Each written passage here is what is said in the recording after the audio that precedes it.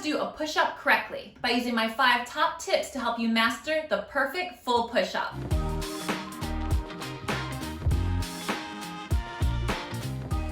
Hey guys, and welcome back to my channel. Today we're going to break down the mechanics of a push-up and give you some awesome tips to help you develop the strength you need to be able to do a full push-up. So the first thing you want to do to get yourself ready to do a full push-up is strengthen the main muscle groups that you're going to be working: your chest, your triceps, and your core. So first off, a chest press is a great way to strengthen your chest muscles.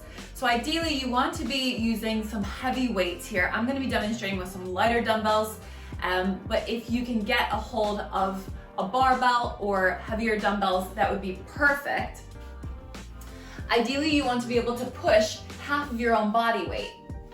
So this is just a fraction, but it will show you what you need to be doing to help develop the chest muscles.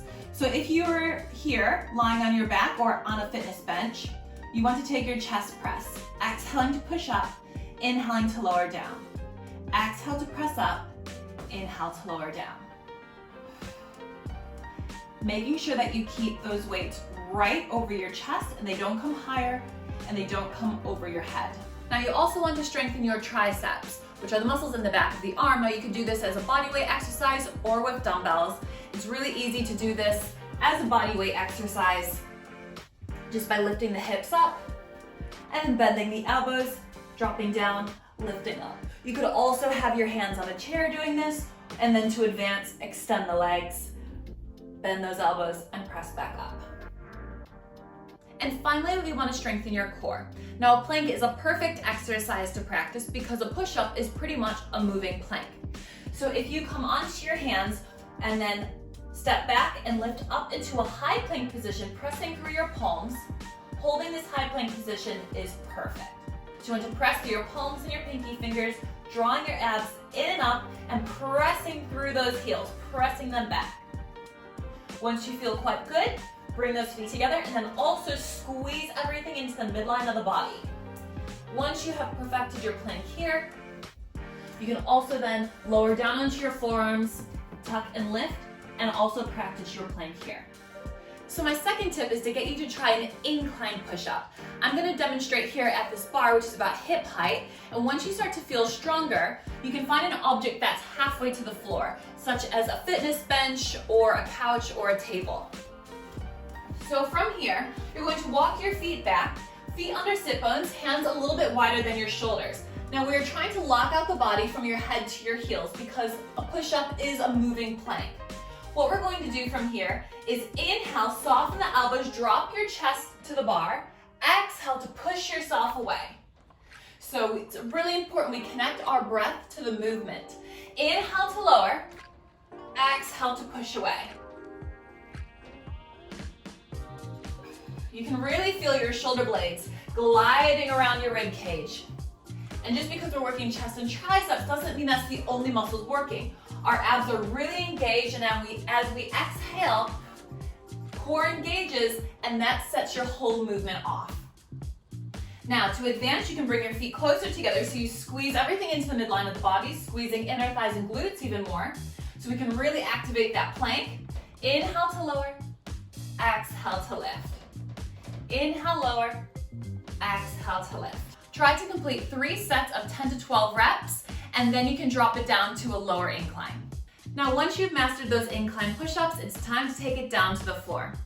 So to set up your perfect technique here, we want to reach those arms out to the side so they're at shoulder height, reach those hands forward, flex at your wrists.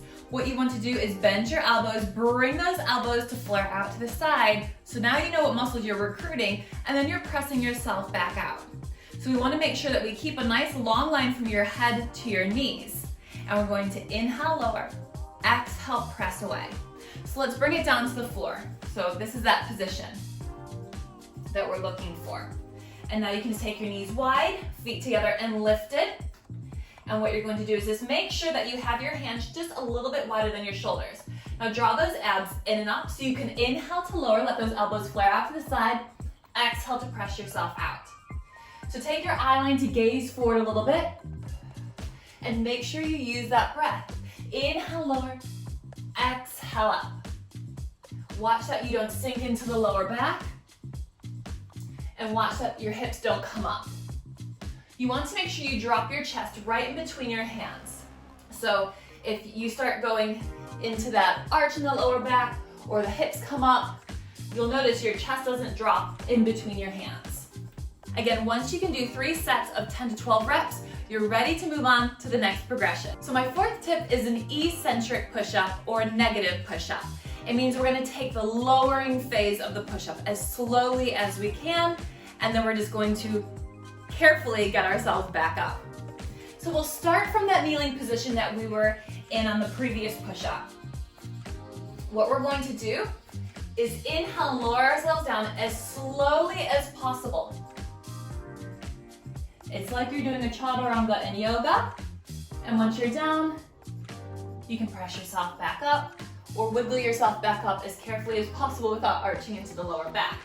So you're going to inhale, lower as slowly as possible, and release.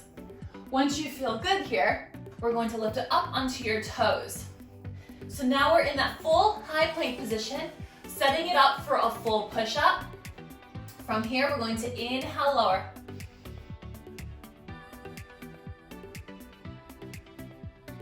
Release down, and you can push back up through your knees as if you're doing that kneeling push-up or 3/4 push-up. I'll show you one more time here. So we hit that high plank position. Make sure your palms are right underneath your shoulders, and we're just going to soften those elbows, block out that plank, press those heels away. Inhale, lower.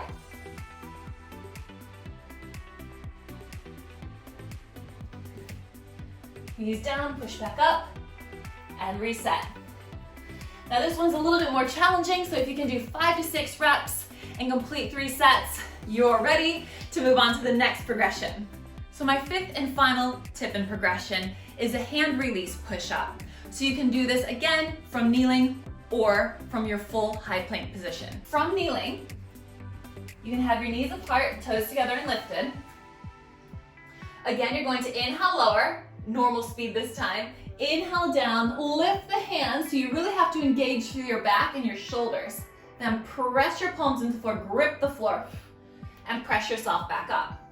Inhale, lower, hands off, and then grip the floor, press into it, and lift yourself back up. Make sure you maintain that long line from your head to your knees, so we're never arching into that lower back or lifting the hips.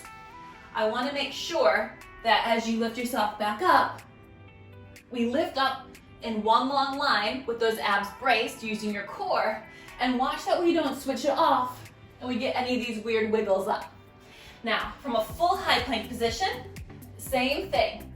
Inhale down, chest to floor, lift those hands, exhale, and push yourself back up. Inhale down, and press yourself back up.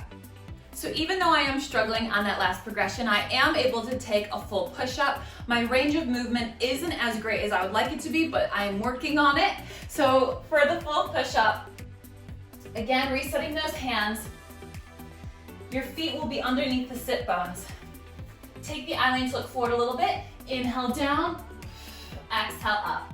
Inhale down, exhale up. If you're still struggling there, take the feet wider so you have a bigger base. Inhale down, exhale up. So I hope you have found these 5 tips really useful, and remember to connect your breath to all of these movements. Inhaling as you lower, exhaling on the way up, really engaging through your core and your back as well. Let me know how you got on in the comments below, and if you have any other suggestions, do let me know. If you're new to my channel, make sure you subscribe. I've got new workouts every single Monday. You can also find me on Facebook, Instagram, and Twitter. And for full-length, exclusive on-demand workouts, you can catch me on Patreon. Thanks for watching, guys, and I'll see you again soon. Bye!